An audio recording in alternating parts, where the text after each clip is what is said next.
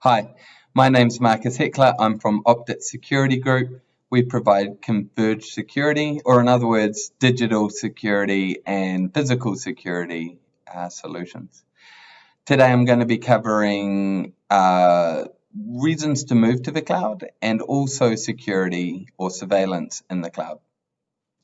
We're going to start off with just addressing some misconceptions about cloud, and a lot of those misconceptions about cloud is around security and that it's not as secure or it's not going to be as sort of editable or controllable as what you may have on site.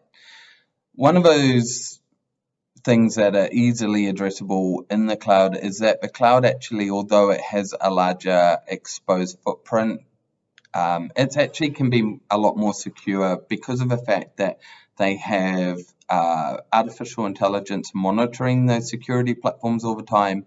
They're always addressing and also protecting their systems a lot more with people who are always upgrading and looking at threats and addressing threats and basically modernizing their technology all the time to ensure that their platform is super secure.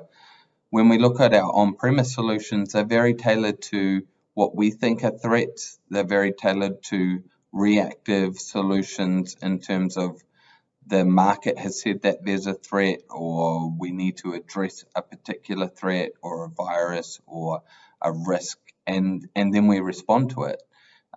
Whereas in the cloud, it's a very proactive approach, and they are employing people to make sure that that security is top notch.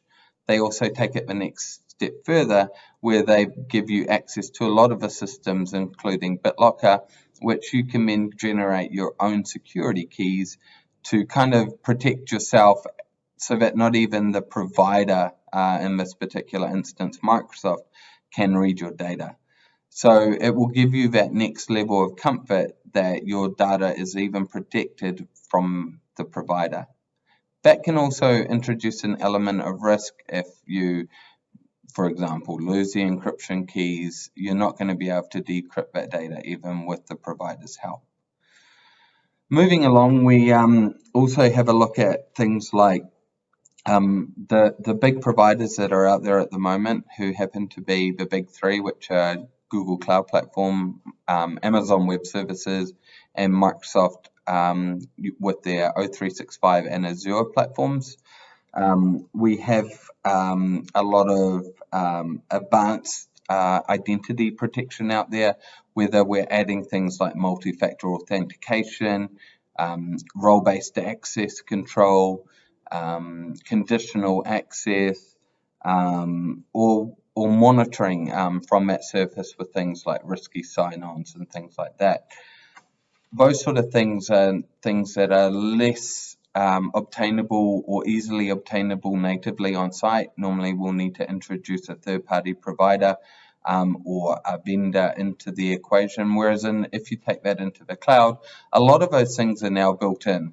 So they give you a lot of comfort that once enabled and set up correctly, they're extremely powerful. For example, a lot of people these days are using conditional access to remove access from the rest of the world, accessing their systems where only New Zealanders need to access it when they're in New Zealand.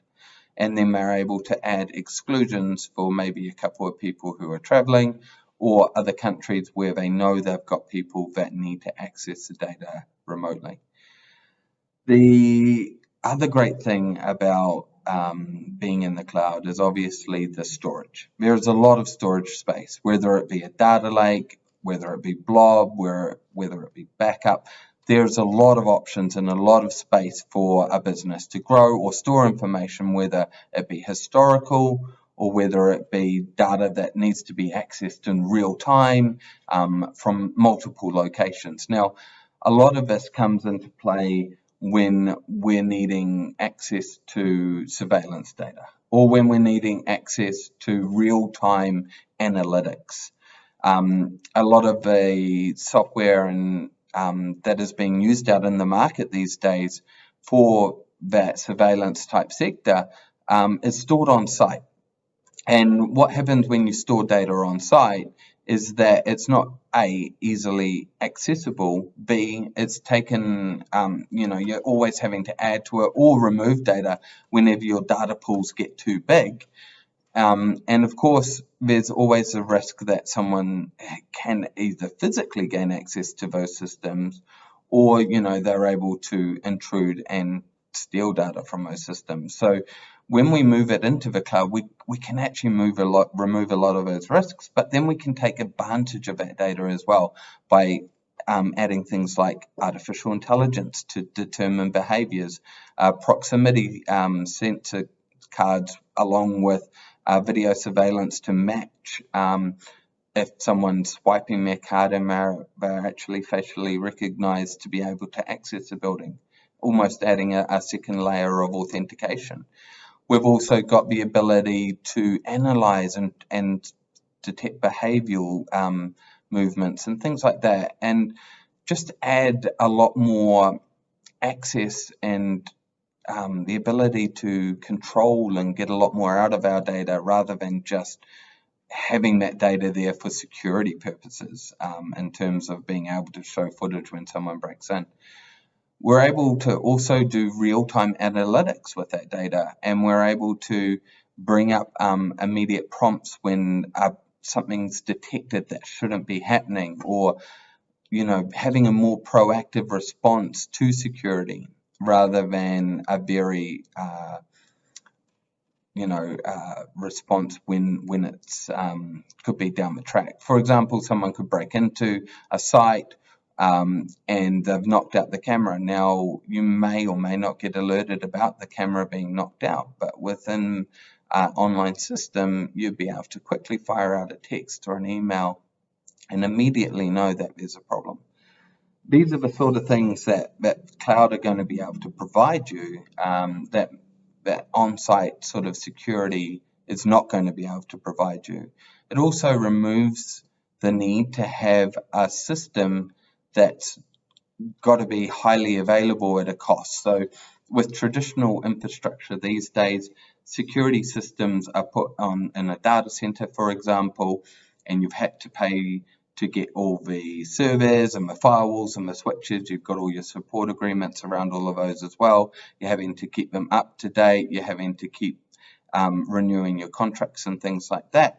Whereas in the cloud, all of that layer of protection is automatically built in for you.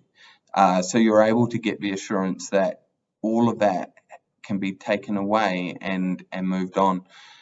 It's really important, though, when moving into the cloud, to pick the right person, to pick a trusted advisor who's going to be able to help recommend and suggest and set those sort of things up for you. Because if you don't have that, even if you think that you've got all your bases covered, there's always little things and experiences that a trusted vendor is going to be able to support you with, and getting that set up and managing that for you, to ensure that you're in the right space.